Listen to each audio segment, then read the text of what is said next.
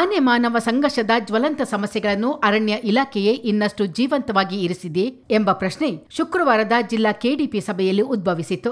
ಈ ಬಾರಿಯೂ ಅರಣ್ಯ ಅಧಿಕಾರಿಗಳು ಅದೇ ಚರ್ವಿತ ಚರ್ವಣ ಸಮಜಾಯಿಷಿಕೆ ನೀಡುವ ಮೂಲಕ ಸಚಿವರು, ಶಾಸಕರ ಆದಿಯಾಗಿ ಎಲ್ಲರನ್ನೂ ನಿಬ್ಬೆರಗು ಮಾಡಿದರು.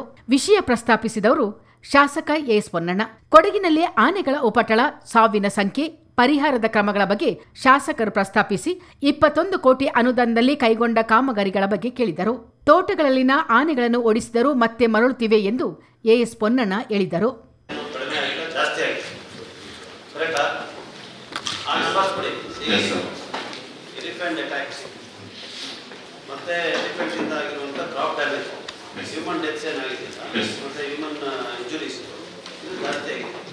ಯಾವ ಭಾಗದಲ್ಲಾಗಿದೆ ಅಲ್ಲಿ ಆನೆಯನ್ನು ಅಲ್ಲಿಂದ ಕಳಿಸ್ಲಿಕ್ಕೆ ಏನು ಗಮನಿಸಿದ್ದೀರಾ ಏನು ತಿಳಿಸಿ ನನ್ನ ಪ್ರಕಾರ ಇನ್ನೊಂದು ಹೇಳ್ತೀನಿ ಕೇಳಿ. ಲಾಸ್ಟ್ ಟೈಮ್ ನಾವು ಚರ್ಚೆ ಮಾಡಿದಾಗ ಖಾಲಿ ಇರುವಂಥ ಟ್ರೆಂಚಸ್ ಮೇಂಟೆನೆನ್ಸ್ನಲ್ಲಿ ಸ್ವಲ್ಪ ನಾವು ಮಾಡಬೇಕು, ಕ್ರಮ ಜರುಗಿಸಬೇಕು ಅಂತ ಹೇಳುವಂಥದ್ದಾಯಿತು. ಎಲಿಫೆಂಟ್ ಬ್ಯಾರಿಕೇಡ್ಗಳು 21 ಕೋಟಿ ರೂಪಾಯಿ ಕೊಟ್ಟು 13 ಕಿಲೋಮೀಟರ್ ಮಾಡೋದಕ್ಕೆ ಅಪ್ರೂವಲ್ ಆಯಿತು. ಏನಾಯ್ತು? ಟ್ರೆಂಚಸ್ ಮೇಂಟೆನೆನ್ಸ್ಗೆ ಏನು ಕ್ರಮ ಜರುಗಿಸಿದ್ದೀರಾ? ಯಾವುದು ಎಲ್ಲೆಲ್ಲಿ ವೈಜ್ಞಾನಿಕವಾಗಿ ಟ್ರೆಂಚ್ ಇದೆಯಲ್ಲ ಅಲ್ಲಿ ಎಲಿಫೆಂಟ್ ಅಟ್ಯಾಕ್ ಇಲ್ಲ. ಮತ್ತೆ ಆನೆಗಳು ಯಾವ ಇವತ್ತು ತೋಟದ ಒಳಗಡೆ ಇದೆ ಅದನ್ನ ನೀವು ಕೋಆರ್ಡಿನೇಟೆಡ್ ಆಗಿ ಎಲ್ಲ ಝೋನ್ಸ್ ಅವರು ಹಿಂದೆ ಝೋನಿಂಗ್ ಮಾಡ್ಕೊಂಡಿದ್ದಾರೆ. ಕೊಡಗು ಅಂತ ಹೇಳಿದ್ರೆ ಅಲ್ಲಿ ಈಗ ಇವತ್ತು ಯಾವುದೋ ಕಾರ್ಯಕ್ರಮ ಸಚಿವರು ಕೊಡಗು ಅಂತ ಹೇಳ್ತಾ ಇದ್ದಾರೆ. ಕೊಡಗಿಗೆ ಬರ್ತಾ ಇಲ್ಲ ಅವರು ಶ್ರೀಕೋಟೆಯಲ್ಲಿ ಮಾಡ್ತಾ ಇದ್ದಾರೆ. That is your area demarcation ಆ ಥರ ಮಾಡಿದ್ದೀರಾ. ಒಂದು ಕಡೆಯಿಂದ ಆನೆ ಓಡಿಸ್ತಾರೆ, ಇನ್ನೊಂದು ಝೋನ್ ಅವ್ರು ಬರಲ್ಲ, ಮತ್ತೆ ವಾಪಸ್ ಬರ್ತಾ ಇದ್ದಾರೆ. It's A real problem. ಮತ್ತೆ ನೀವು ಯಾರು ಆನೆಗೆ ಸ್ನಾನ ಮಾಡಿಸಿದ್ದೀವಿ, ಆನೆಗೆ ಟಿಕೆಟ್ ಇಷ್ಟು ಅಂತ ಹೇಳಿ ಪ್ರಯೋಜನ ಇಲ್ಲ. ದಿಸ್ ಆಲ್ ದಿಸ್ ಡಿಸ್ಕಷನ್ ಈಗ ಎಷ್ಟು ಎಲಿಫೆಂಟ್ ಕ್ಯಾಪ್ ಮಾಡಿದ್ರು, ಎಷ್ಟು ಜನ ಬಂದು ಟೂರ್ ಮಾಡ್ಕೊಂಡು ಆನೆ ನೋಡ್ಕೊಂಡು ಬೆಲ್ಲ ತಿನ್ಸ್ಕೊಂಡು ಕೇಳೋದು ಇಲ್ಲಿ ಸ್ಥಳೀಯರಿಗೆ ಯಾರಿಗೂ ಬೇಕಾಗಿಲ್ಲ.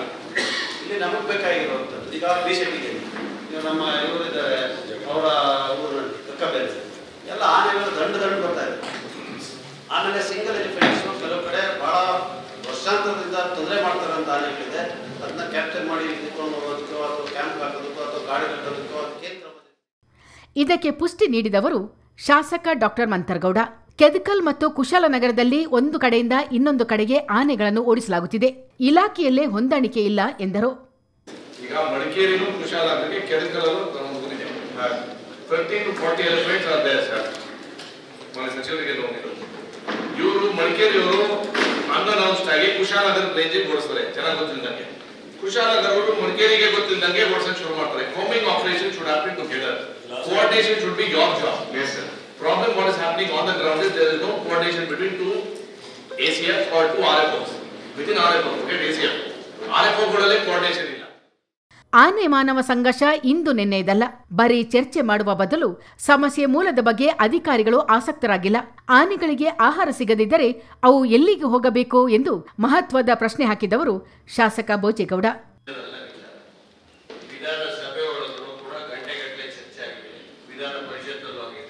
ವಿಶೇಷವಾಗಿ ಮಲೆನಾಡು ಭಾಗದಲ್ಲಿ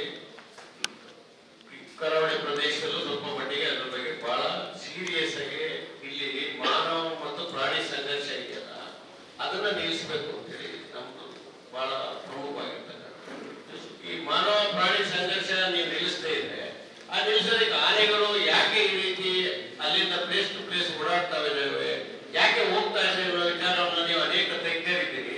ನೀವೆಲ್ಲ ಅದ್ರ ಬಗ್ಗೆ ನುಡಿದವರಿದ್ದೀರಿ. ನೀವು ಹೇಳ್ಬೇಕು, ಯಾರು ನಾವು ಹೇಳ್ಬೇಕು. ಅವು ಯಾಕೆ ಆ ರೀತಿ ಆಗ್ತಾ ಇದೆ ಅನ್ನೋದನ್ನ ಅದನ್ನು ತಡೆಗಟ್ಟೋದಕ್ಕೆ ಏನ್ ಕ್ರಮ ಮಾಡ್ಬೇಕು ಅನ್ನೋದನ್ನ ಮೇಯರ್ ಬಿಕಾಸ್ ಆಫ್ ಕಂದಕರಣ ಮಾಡೋದ್ರಿಂದ ಅಥವಾ ಯಾವುದೋ ಒಂದು ಸಣ್ಣ ಬ್ಯಾರಿಕೇಡ್ ಹಾಕೋದ್ರಿಂದ ಅಥವಾ ನೀವು ಯಾವುದೋ ಒಂದು ಇನ್ನೊಂದು ಐಬೆಕ್ಸ್ ಕಂಜಿನ ಸಬ್ಸಿಡಿ ಕೊಡೋದ್ರಿಂದ ಸಾಧ್ಯ ಆಗೋದಿಲ್ಲ. ಐಬೆಕ್ಸ್ ಆಗಿದ್ರೆ ಆನೆಗಳು ಬಹಳ ಬುದ್ಧಿವಂತ ಪ್ರಾಣಿಗಳಿದ್ದಾವೆ. ಅವು ಐಬೆಕ್ಸ್ ತಂತಿ ಮೇಲೆ ನಿಮಗೆ ಗೊತ್ತಾ ಒಂದು ಮರ ತಿಮ್ಮಿ ಆಗ್ತವೆ, ಕಾಲಲ್ಲಿ ಒಂದೇ ಸರಿ ಕುಡಿತವೆ, ತುಳಿದು ಅದನ್ನ ದಾಟಿ ಹೋಗ್ತವೆ. ಅಷ್ಟು ಬುದ್ಧಿವಂತ ಹೋಗಿದೆ. ಆ ಐಬೆಕ್ಸ್ ನೀವು ಕೋಟ್ಯಾಂತರ ರೂಪಾಯಿ ಖರ್ಚು ಮಾಡಿ ಎಷ್ಟು ಪ್ರಯೋಜನ? ಯಾವ ರೀತಿ ಇದನ್ನ ತಡೆಗಟ್ಟಬೇಕು?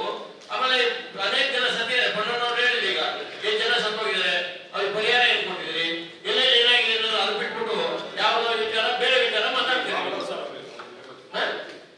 ಎಷ್ಟು ಜನ ಸತ್ತಿದ್ದಾರೆ, ಅವ್ರಿಗೆ ಪರಿಹಾರ ಕೊಟ್ಟಿದ್ದು ಮಾತ್ರ ಪರಿಹಾರ ಕೊಟ್ಟಿದ್ದ ಸಮಸ್ಯೆ ಬಗೆಹರಿಲಿಲ್ಲ.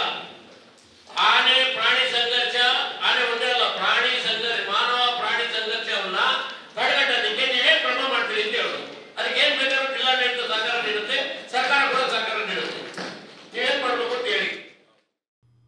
ಈ ವೇಳೆ ಸಭೆಗೆ ಉತ್ತರಿಸಬೇಕಿದ್ದ ಎಸಿಎಫ್ ಗೈರು ಹಾಜರಿಯಾಗಿದ್ದನ್ನು ಗಮನಿಸಿದ ಸಚಿವ ಬೋಸ್ರಾಜ್ ಅವರಿಗೆ ನೋಟಿಸ್ ನೀಡುವಂತೆ ಆದೇಶಿಸಿದರು. ಅರಣ್ಯದಲ್ಲಿ ಯಥೇಚ್ಛವಾಗಿರುವ ಅಕೇಶಿಯ, ನೀಲಗಿರಿ ಮರಗಳನ್ನು ತೆರವುಗೊಳಿಸಲು ಸರ್ಕಾರ ದಶಕದ ಹಿಂದೆಯೇ ನೀಡಿದ್ದ ಆದೇಶ ಪಾಲನೆಯಾಗಿದೆಯೇ? ಅಧಿಕಾರಿಗಳಿಗೆ ನಾಚಿಕೇಡು ಎಂದು ಬೋಜೇಗೌಡ ಗುಡುಗಿದರು. ಈ ವೇಳೆ ಕೇಂದ್ರದ ಅನುಮೋದನೆ ಬೇಕೆಂದು ಉತ್ತರಿಸಿದ ಅಧಿಕಾರಿಗೆ 10 ವರ್ಷಗಳಿಂದಲೂ ಅನುಮೋದನೆ ಸಿಗಲೇ ಇಲ್ಲವೇ ಎಂದು ಬೋಜೇಗೌಡ ವ್ಯಂಗ್ಯವಾಡಿದರು.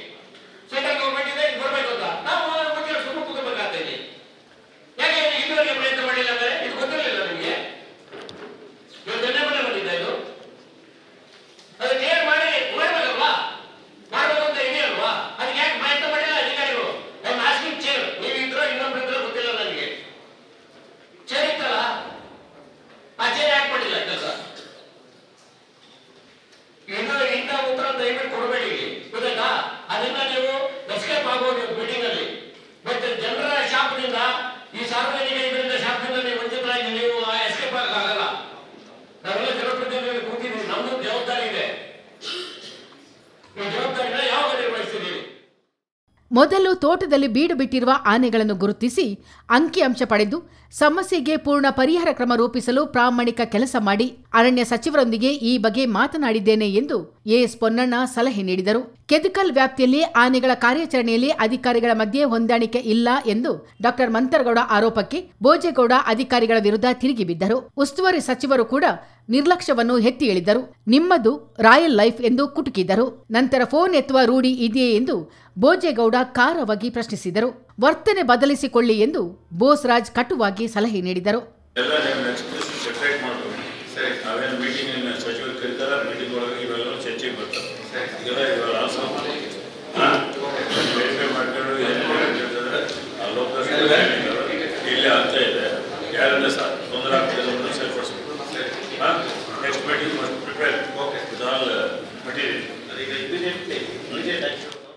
ಮರ ಕಡಿಯಲು ಅರಣ್ಯ ಮತ್ತು ಕಂದಾಯ ಇಲಾಖೆಯ ಅನುಮತಿ ಸಿಕ್ಕಿ ಕೊನೆ ಗಳಿಗೆಯಲ್ಲಿ ದಾಖಲೆ ಸರಿಯಿಲ್ಲ ಎಂದು ಅರಣ್ಯ ಇಲಾಖೆ ತಗಾದೆ ತೆಗೆಯುತ್ತಿದೆ.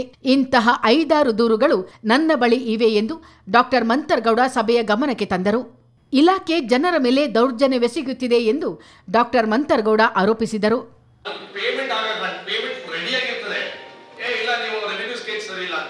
ರೆವಿನ್ಯೂ ಸ್ಕೆಚ್ ಸರಿಯಾಗಿಲ್ಲ ಅಂದ್ರೆ ಹೆಂಗ್ ಪರ್ಮಿಷನ್ ಆರ್ಡರ್ ಕೊಟ್ರಿ, ಫೈಲಿಂಗ್ ಹೆಂಗ್ ಕೊಟ್ರಿ, ರಿಲೀಸ್ ಆರ್ಡರ್ ಹೆಂಗ್ ಕೊಟ್ರಿ, ಶಿಫ್ಟಿಂಗ್ ಆರ್ಡರ್ ಹೆಂಗ್ ಕೊಟ್ರಿ?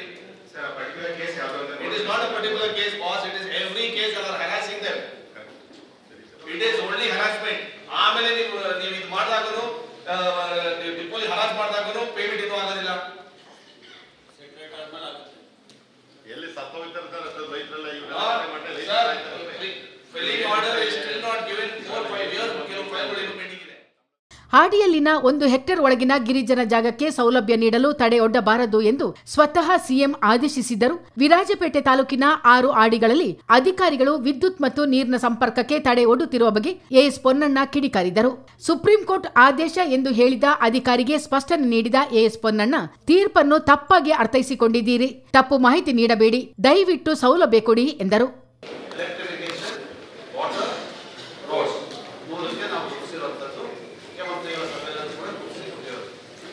ತೀರ್ಮಾನ ಏನಾಯಿತು, ಚೀಫ್ ಸೆಕ್ರೆಟರಿ ಅವರು ಸರ್ಕಾರ ಓಡಿಸ್ತಾ but area below 1 hectare where forest rights have been established for tribal persons permission ಬೇಡ ಅಂತ ಇದೆ. ಪರ್ಮಿಷನ್ ಬೇಡ ಈ PMGSY ಬಂದಿದ್ದಂಥ ರೋಡ್ನ ನಿಲ್ಲಿಸ್ಬಿಟ್ಟ, ಎಲೆಕ್ಟ್ರಿಫಿಕೇಶನ್ಗೆ ಬಂದಂಥ ಕಾಂಟ್ರಾಕ್ಟ್ರು ಬಂದನ್ನ ನಿಲ್ಲಿಸ್ಬಿಟ್ಟ, ನೀರು ಕೊಡೋದಕ್ಕೆ ಇವರು ಬಂದರೆ ಅವ್ರನ್ನ ನಿಲ್ಲಿಸ್ತೀವಿ. ಆವಾಗ ನಾವು ಮೀಟಿಂಗ್ ಮಾಡಿದ್ವಿ. ನಾವು ಬಂದಿದ್ರೆ ನನಗೆ ನಾಲ್ಕಾಗ್ತಿಲ್ಲ, ಬಟ್ ತಿಂಡಿ ಬಂದಿದ್ದು ಮೀಟಿಂಗ್ ಮಾಡಿ ಸೀಮಾ ಬಂದಿಲ್ಲ. Seema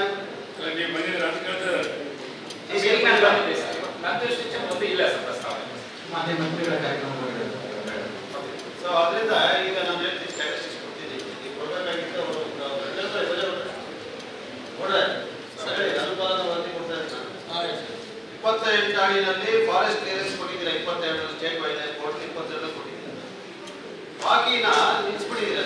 although they come within 1 night ಅಲ್ಲಿ ಬಂದು ಮೆಟೀರಿಯಲ್ ನ ಡಂಪ್ ಮಾಡಿದ್ದಾರೆ ಕಾಂಟ್ರಾಕ್ಟರ್. ಈ ವಾಟರ್ ಸಪ್ಲೈ ನಾವು ಹಾಕಿದ್ದಾರೆ. ನೀವು ತಂದಿದ್ದೀರಾ ತಟ್ಟೆಕೆರೆ ಹಾಡಿ ಬಾಳೆಹೊನ್ನೂರು ತಂದಿದ್ದೀರಾ, ಮಲ್ಲಂಗೆರೆ ಹಾಡಿನ ತಂದಿದ್ದೀರಾ, ಗದ್ದೆ ಹಾಡಿ ಶ್ರೀಮಂಗಲ, ಕೊಡಂಗಿ ಹಾಡಿ, ಗೋಡಿಗದ್ದೆ ಹಾಡಿ, ಗೋಡಿ ಹಾಡಿ. ಇಲ್ಲಿ ರೋಡ್ಸ್ ತಂದಿರೋದ್ರ ಬಗ್ಗೆ ನಾನು ಹೇಳ್ತಾ ಇಲ್ಲ, ಯಾಕಂದ್ರೆ ರೋಡ್ಸ್ ನ್ಯಾಷನಲ್ ಬೋರ್ಡ್ ಹೋಗಿದೆ ಅಂತ ಹೇಳ್ತಾರೆ, ನಾವು ಫಾಲೋ ಮಾಡೋಣ. ಬಟ್ ಈ ರೆಕ್ಟಿಫಿಕೇಶನ್ ತಂದಿದ್ದೀರಾ ಬೇರೆ ಕಡೆ ಬಿಟ್ಟಿಸಿ 28 22 ಆಗಿದೆ. ಬಾಕಿ ಯಾರನ್ನ ಮಾಡಕ್ ಬಿಡ್ತಾ ಇಲ್ಲ ನಿಮ್ಮ. ಆಮೇಲೆ ಯಾರು ತಡೀತಾರೆ ಅಂದ್ರೆ RFO ಕರೀತಾ ಇದ್ದಾರೆ. ನಾನು RFO ಹೇಳಿದ್ರೆ DCF ಹೇಳಿದ್ರು ಅಂದ್ರೆ ಸರ್ಕಾರ ಹೇಳಿದ್ಮೇಲೆ ಮಾಡ್ಬೇಕಪ್ಪ, ಹೇಳಿದ್ಮೇಲೆ ಬಿಡ್ತಾರೆ. ಇದು ಮಾಡ್ಸೋದಕ್ಕೆ ಇದೆಯಲ್ಲ ಕಂಪ್ಲೀಟ್ 22 ಆಡಿ RFO ಅವರಿಗೆ ನಾನು ಒಂದು 15 ಸತಿ ಫೋನ್ ಮಾಡಬೇಕು. ನಂಗೆ ಅರ್ಥ ಆಗ್ತದೆ ಯಾಕೆ ಗೌರ್ಮೆಂಟ್ ಒಂದು ಪಾಲಿಸಿ ಮಾಡಿದಾಗ RFO ಬೇರೆ policy, DCF policy, CCF policy ಮಾಡಬೇಕಂತ. We are following the law. They are saying for resurfacing go to National Wildlife Board already. Although I don't agree with that principle, but that's the law according to interpretation. ಹೋಗಿ ಈ ಕೊಟ್ಟಿರೋದನ್ನ ಬಿಡಲ್ಲ ಅಂದ್ರೆ ಆಮೇಲೆ ಅವ್ರಿಗೆ permission ಕೊಟ್ಟಿದ್ದಾರೆ state wildlife board ಅಲ್ಲಿ ಕೊಟ್ಟಿದ್ದಾರೆ sir, sorry sir ಮಾಡಿದ್ದಾರೆ. ಈ ವೇಳೆ ಉತ್ತರಿಸುತ್ತಿದ್ದ ಅಧಿಕಾರಿಯೊಬ್ಬರ ಮೇಲೆ ಗರಂ ಆದ ಭೋಜೇಗೌಡ ಮೇಲಾಧಿಕಾರಿ ಗೈರು ಹಾಜರಿಯನ್ನು ಪ್ರಸ್ತಾಪಿಸಿ ಇವರನ್ನು ಆಚೆಗೆ ಕಳಿಸ್ರಿ ಎಂದು ಕೆಂಡಾಮಂಡಲರಾದರು. ವಿಶ್ವದರ್ಜೆಯ ಪ್ರತಿಷ್ಠಿತ ಜ್ಯೋತಿ ಲ್ಯಾಬ್ಸ್ ಫ್ಯಾಬ್ರಿಕ್ ಸ್ಪಾ ಇದೀಗ ಕೊಡಗಿನಲ್ಲಿ 3 ಶಾಖೆಗಳು ಶುಭಾರಂಭವಾಗಿದೆ. Fabric spa, dry cleaning and laundry services. Brand new outlet at Madikeri, Kushalnagar and Gonikoppa. Give your favourite clothes refreshing ನಯಾವಾಲ feeling. Eco friendly dry cleaning, 9 step sigma care, fabric friendly solvents. ಬಟ್ಟೆಗಳು, ಶೂಗಳು, ಕಾರ್ಪೆಟ್, ಕೊಡಗಿನ ಪಾರಂಪರಿಕ ಕುಪ್ಯಚಾಲೆ, sofa cover, bedsheets ಇತ್ಯಾದಿ ಯಾವುದೇ ಬಟ್ಟೆಗಳನ್ನು ಸ್ವಚ್ಛ ಹಾಗೂ ಸುಂದರಗೊಳಿಸುವ ಅತ್ಯಾಧುನಿಕ ತಂತ್ರಜ್ಞಾನ. ಬೆಂಗಳೂರಿನಲ್ಲೇ ಸಂಸ್ಕರಣೆ. ದೇಶಾದ್ಯಂತ 100ಕ್ಕೂ ಹೆಚ್ಚು ಮಳಿಗೆಗಳು. ಬಟ್ಟೆಗಳನ್ನು ವಿಂಗಡಿಸಿ, ರಾಸಾಯನಿಕ ಬಳಸಿ, ತಂತ್ರಜ್ಞಾನದಲ್ಲಿ ವಾಶ್ ಮಾಡಿ ನೀಡಲಾಗುವುದು. ನಿಮ್ಮ ಬಟ್ಟೆಗೆ ಮತ್ತೊಮ್ಮೆ ಹೊಸತನದ ರೂಪಾಂತರ. ನಿಮ್ಮ ಪ್ರತಿಯೊಂದು ಬಟ್ಟೆಗೂ ಬಾರ್ಕೋಡ್. ನಿಮ್ಮ ಅಮೂಲ್ಯ ಬಟ್ಟೆಗಳ ಸ್ಥಿತಿಗತಿಯನ್ನು ಟ್ರ್ಯಾಕ್ ಮಾಡುವ ಸೌಲಭ್ಯ. ಪಿಕಪ್ ಮತ್ತು ಡ್ರಾಪ್ ಸೌಲಭ್ಯ. ಟೆರಿ wash for a germ free wardrobe. Extra sanitised. Steam wash at 60 degrees Celsius. Hygienically packed. Zero hand contact. Citizen plaza, bypass road, Gonikoppa. Mobile 9353201978. KCA and RD Bank Limited, ground floor, Kohinoor Road, near SBI, Madikeri. Mobile 8867932578. Sri Comfort Building, DCM Enclave, Bypass Road, Kushalnagar. Mobile 8904519287. Fabric Spa, dry cleaning and laundry services.